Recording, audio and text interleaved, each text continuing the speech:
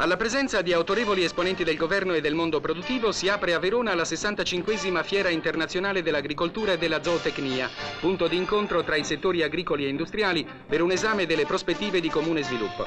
Di particolare interesse, oltre a un nuovo trattore a benzina presentato per la prima volta, anche una serie di preparati antiparassitari che, pur distruggendo gli insetti, non sono assolutamente nocivi all'uomo.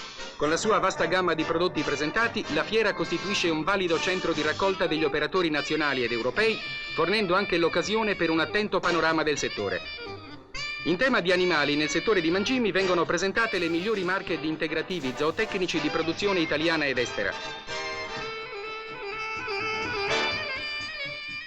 Alla rassegna veronese, alla quale hanno partecipato oltre 3.000 espositori, non poteva mancare uno stand assolutamente aggiornato in tema di libri, riviste e pubblicazioni periodiche, non soltanto specializzate ma anche culturali e divulgative.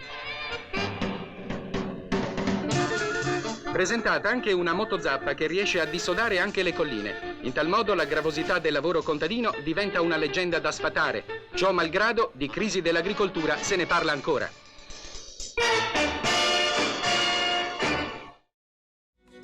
Grazie per aver guardato questo video. Continua a seguirci sul nostro canale.